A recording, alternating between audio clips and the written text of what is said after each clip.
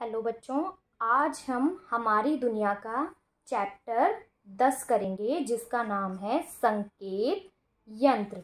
संकेत मतलब कोई भी जो हमारे विचार होते हैं उनको क्या है, हम एक व्यक्ति से दूसरे तक पहुंचाते हैं। वो अगर संकेत के माध्यम से पहुंचाए जाते हैं तो वो कौन सा यंत्र होता है जिससे संकेत चलते हैं, उसके बारे में हम यहाँ पर चर्चा करेंगे। सेमाफोर पहला वर्ड है इसमें, सेमाफोर। पहला संकेत यंत्र सेमाफोर था। तो इन्होंने बताया है कि जो भाई सेमाफोर की बात हो रही है, ये क्या था? पहला संकेत यंत्र था जिसका आविष्कार करीब 200 साल पहले हुआ। एक फ्रांसीसी ने मनुष्य की बाजू की विभिन्न स्थितियों से विभिन्न वर्णों की संकेत पद्धति तैयार की। जैसे इंसान के हाथ होते हैं तो उसने हाथ की हेल्प से अलग अलग तरह के क्या देखना चाहा कि कौन कौन से शब्द या अल्फ़ाबेट्स बनते हैं। ठीक है, वर्णों की संकेत पद्धति तैयार की। रेलवे संकेतों का आरंभ। अब रेलवे के संकेतों का कैसे आरंभ हुआ? सेमाफोर से ही रेल सिग्नल का जन्म हुआ। बिजली का प्रयोग शुरू हो जाने पर इस संकेत यंत्र को 3 रंगों की ट्रैफिक लाइट का रूप दे दिया गया। कितने रंग की? 3 रंगों की ट्रैफिक लाइट का रूप दे दिया, जो आपने भी देखा होगा, रेड, येलो, ग्रीन होती है। आज भी यातायात के लिए ऐसी ही 3 रंगों की लाइट का प्रयोग किया जाता है। उसके बाद बात आती है, यहाँ लिखा हुआ है टेलीग्राफ, कि भाई टेलीग्राफ क्या होता है। लगभग 150 वर्ष पूर्व बिजली के उपयोग से पहले इलेक्ट्रिक टेलीग्राफ मशीन का आविष्कार हुआ। ठीक है, कि जब तक बिजली भी नहीं आई थी उससे भी पहले टेलीग्राफ मशीन का आविष्कार हुआ। सैमुअल मोर्स ने इसके लिए एक संकेत पद्धति तैयार की जिसे मोर्स कोड नाम दिया गया। सैमुअल मोर्स ने दी तो उसने अपने ही नाम से मोर्स कोड इसको नाम दिया। पहली बार कुछ ही क्षणों में संदेश एक जगह से दूसरी जगह भेजा जा सकता था। जैसे आजकल हम करते हैं, मैसेज यहाँ टाइप किया, सेंड किया, दूसरे के पास पहुँच गया। तो ये पहली बार किसने किया था? सैमुअल मोर्स ने किया था और मोर्स कोड के द्वारा किया था। उसके बाद बात आती है टेलीफोन की। वर्ष 1876 में अलेक्जेंडर ग्राहम बेल ने टेलीफोन का आविष्कार किया। टेलीफोन का आविष्कार किसने किया? अलेक्जेंडर ग्राहम बेल ने। और कब किया? 1876 में। टेलीफोन एक ऐसा यंत्र है जिसमें बिजली की तारों में मनुष्य की आवाज़ यात्रा करती है, यानी कि बिजली की तारों से इंसान की आवाज़ एक से दूसरे व्यक्ति तक पहुंचती है। ग्राहम बेल ने अपनी पहली टेलीफोन वार्तालाप में अपने सहायक, जो कि साथ वाले कमरे में था, से कहा, वॉटसन यहाँ आओ।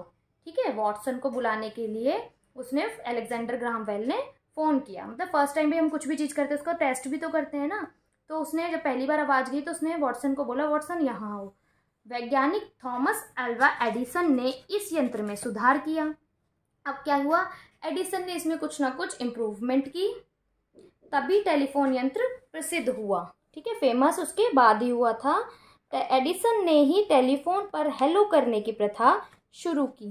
टेलीफोन पे सबसे पहले हेलो किसने बोला? एडिसन ने। और टेलीफोन का आविष्कार किसने किया? अलेक्जेंडर ग्राहम बेल ने। दोनों ये अलग अलग व्यक्ति हैं। ठीक है, सबसे पहले क्या था, जो ये था एडिसन था, उसकी वाइफ का नाम था हेलो, तो उसने अपनी वाइफ का नाम लिया था और तब से ही हेलो बोलना सभी ने शुरू कर दिया। आज भारत के दूर दराज गाँव में भी हम अपने मित्रों और रिश्तेदारों से टेलीफोन द्वारा संपर्क स्थापित कर सकते हैं। वर्तमान समय में इस क्षेत्र में बहुत प्रगति हुई है और अब शहरों से लेकर ग्रामीण क्षेत्रों में लोगों के हाथों में मोबाइल आ गए हैं, जिससे लोग आपस में आसानी से संपर्क स्थापित कर सकते हैं। जैसे आप लोग भी है, मान लो कोई गांव में आपका रिलेटिव रहता है तो आप इजीली उससे फ़ोन पे बात कर लेते हो। पहले के टाइम में तो ये काम बहुत टफ होता था। तो अब क्या है, चाहे कोई दूसरे देश में हो, दूसरे गाँव में हो, कहीं भी हो, हम इजीली उससे फ़ोन से बातें कर सकते हैं।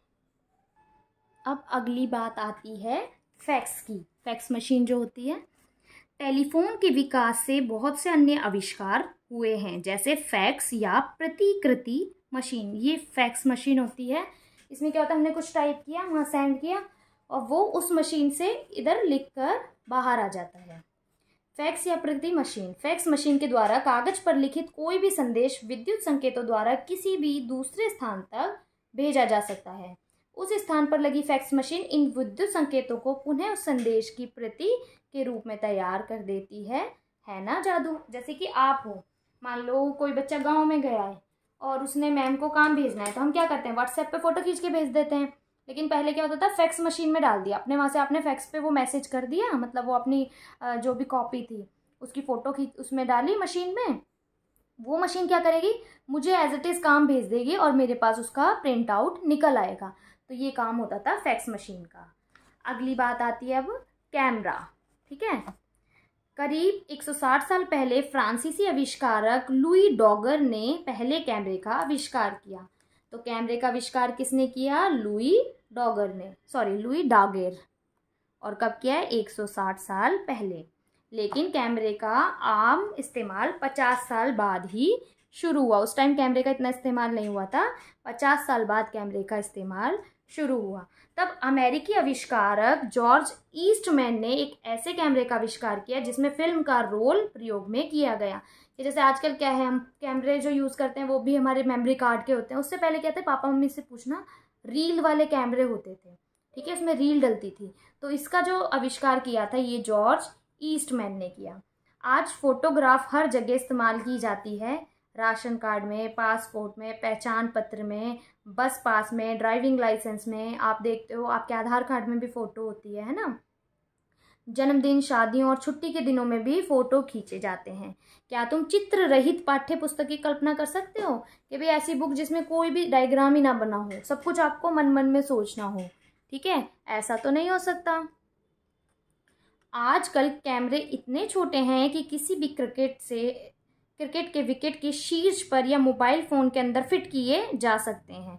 आपने भी देखा होगा, कई बार क्या होता है, हमें जब हम क्रिकेट देख रहे होते हैं तो ऐसा लगता है वो आउट नहीं हुआ, लेकिन वो जूम करके दिखाते हैं। तो वो जूम किस चीज़ का कैमरा करते हैं, वो कैमरा उनके विकेट के पास छोटा सा लगा होता है। तो इतने छोटे छोटे कैमरे भी बन गए हैं। पेन के अंदर भी कैमरे फिट किए जा सकते हैं, इतने छोटे कैमरे बन गए हैं। ठीक है, ऐसे कैमरे भी हैं जिनमें फिल्म रोल की ज़रूरत ही नहीं होती, कि भाई फिल्म रोल डालना ही नहीं पड़ता, क्योंकि इनके अंदर छोटे कंप्यूटर होते हैं। छोटे कंप्यूटर मतलब छोटी सी चिप लगी होती है, मेमोरी कार्ड लगे होते हैं। ठीक है, ये सब चीज़ें होती हैं। अब आ गए कुछ ट्रू और फॉल्स। पहला है, पहला संकेत यंत्र टेलीग्राफ था। क्या ये बात ट्रू है या फॉल्स है? तो ये बात फॉल्स है, क्योंकि हमने पढ़ा है सबसे पहला संकेत यंत्र क्या था, सेमाफोर। सेमाफोर से ही रेल सिग्नल का जन्म हुआ। तो ये बात बिल्कुल ठीक है। लगभग 150 वर्ष पूर्व बिजली के उपयोग से पहले इलेक्ट्रॉनिक टेलीग्राफ मशीन का आविष्कार हुआ। हाँ, अभी हमने पढ़ा है कि बिजली से भी पहले क्या हुआ था, टेलीफोन का आविष्कार हो गया था। तो ये भी ट्रू है। उसके अगला है, टेलीफोन पर हेलो करने की प्रथा ग्राहम बेल नामक वैज्ञानिक ने शुरू की थी। तो ये चीज़ गलत है। टेलीफोन का आविष्कार ग्राहम बेल ने किया था, लेकिन हेलो सबसे पहले एडिसन ने कहा था। हमने पढ़ा था ना, हेलो की प्रथा कौन लाया था, थॉमस एल्वा एडिसन। और टेलीफोन का आविष्कार किसने किया था, वो ग्राहम बेल ने किया। अगला क्वेश्चन है, इसमें आपको क्या करना है, चित्र बनाओ। तो टेलीफोन का चित्र बनाना है और मोबाइल का चित्र बनाना है। सेकंड, टेलीफोन का आविष्कार किसने किया, अलेक्जेंडर ग्राहम बेल ने। और कैमरे का आविष्कार किसने किया, लुई डॉगर ने। अब बात आती है सिनेमा की।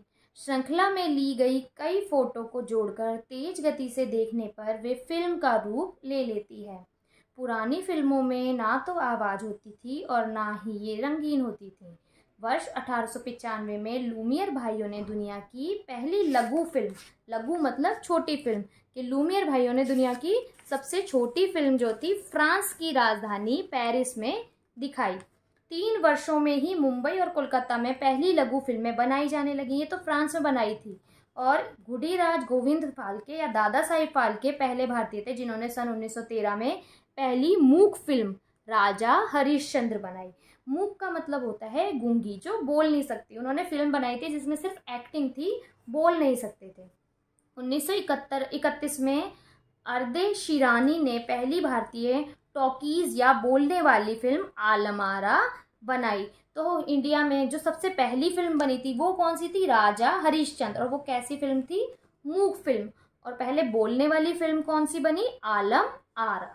ठीक है, आज दुनिया भर में भारत सबसे बड़ा फिल्म निर्माता देश है 100 वर्षों से भी कम समय में भारतीय फिल्म निर्माताओं ने लगभग 29,000 फिल्में बनाई हैं। टेलीविज़न की बात आती है। टेलीविज़न एक ऐसी मशीन है जिसके स्क्रीन पर सीधा प्रसारण, ठीक है, जो दिखता है डायरेक्ट देख सकते हैं, या रिकॉर्ड किए हुए दृश्यों को दूर दराज स्थानों में भी इनकी आवाज़ सहित देखा जा सकता है। जैसे टीवी में अपना नाटक देखते हो तो वो क्या है, रिकॉर्डिंग होकर आती है हमारे पास। और जैसे क्रिकेट मैच या हॉकी मैच या ओलंपिक मैच ये सब देखते हो तो ये लाइव प्रसारण यानी सीधा प्रसारण आता है टीवी पर जो हम देखते हैं। लगभग 70 साल पहले ब्रिटेन के ब्रिटिश ब्रॉडकास्टिंग कॉरपोरेशन ने दुनिया की पहली टेलीविज़न सेवा शुरू की। बीबीसी की फुल फॉर्म है ब्रिटिश ब्रॉडकास्टिंग कॉरपोरेशन। तो इन्होंने सबसे पहले जो थी टेलीविज़न सेवा शुरू की थी। आज ब्राज़ील में हो रहा फुटबॉल मैच विश्व के किसी भी कोने में बैठकर टेलीविज़न पर देखा जा सकता है। ठीक है, पहले ये लाइन पढ़ लेते हैं। वर्ष 1906 में विश्व का पहला रेडियो प्रसारण संयुक्त राज्य अमेरिका में क्रिसमस कार्यक्रम पर हुआ था। सबसे पहला किसका प्रसारण किया गया था? क्रिसमस कार्यक्रम मनाते हैं जो 25 दिसंबर को। भारत में टेलीविज़न की शुरुआत 1959 में हुई। वर्ष 1982 में रंगीन टेलीविज़न आ गए। आज निजी टेलीविज़न कंपनियों के पास अपने 24 घंटे के चैनल हैं कि भाई आप कभी भी टीवी ऑन करो तभी चल जाता है।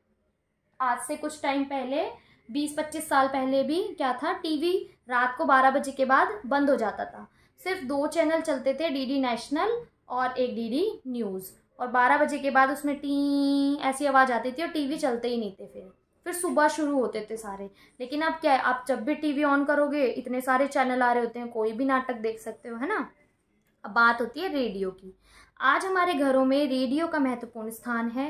रेडियो एक ऐसा यंत्र है जो ध्वन्यात्मक संदेशों का बिना तारों से प्राप्त कर सकते हैं। अब ये संदेश कैसे होते हैं? ध्वनि के रूप में, आवाज़ के रूप में होते हैं, है ना। दिखाई तो कुछ नहीं देता, सिर्फ सुनाई देता, इसलिए इसको ध्वन्यात्मक संदेश बोला है। 1927 में भारत में रेडियो को प्रसारण निजी कंपनियों द्वारा शुरू हुआ। ठीक है, रेडियो का प्रसारण किसने किया था? सबसे पहले प्राइवेट कंपनियों ने किया था, निजी कंपनियों ने। शीघ्र ही ब्रिटिश सरकार ने इन ट्रांसमीटरों पर प्रचलन शुरू कर दिया जिसे ऑल इंडिया रेडियो कहा जाने लगा। ये इंडिया में है। AIR FM रेडियो भी सुना होगा कई बार आपने, तो वो AIR यही है, ऑल इंडिया रेडियो।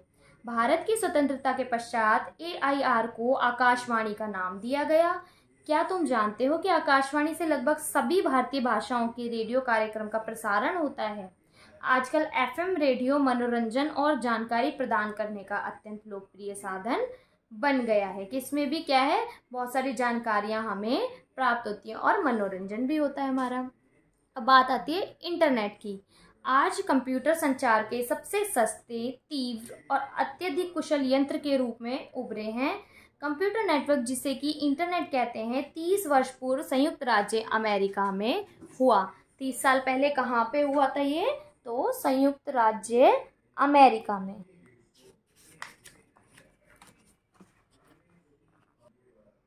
अब आता है, आज इंटरनेट द्वारा लिखित संदेश, फोटोग्राफ, ध्वनि संदेश और यहाँ तक कि इलेक्ट्रॉनिक मेल या फिर जो ईमेल की फुल फॉर्म होती है इलेक्ट्रॉनिक मेल द्वारा चलचित्र भी भेजे या प्राप्त किए जा सकते हैं। चलचित्र क्या होते हैं? जैसे हम टीवी देख रहे हैं तो उसमें सारे चित्र क्या चलते फिरते दिखाई दे रहे हैं ना, तो वो होते हैं चलचित्र, वीडियोस। यदि तुम्हारे घर के पास कोई साइबर कैफे या इंटरनेट बूथ है तो तुम वहां जाकर देख सकते हो कि लोग कैसे संदेश भेजते हैं या प्राप्त करते हैं, कि भाई ईमेल किस तरह करते हैं। और आजकल तो आप सभी को पता है व्हाट्सएप पर आप कैसे इजीली मैसेज इधर उधर भेजते हो, है ना। हमें भी काम भेजते हो, अपनी बात बताते हो, तो ये सब होता है।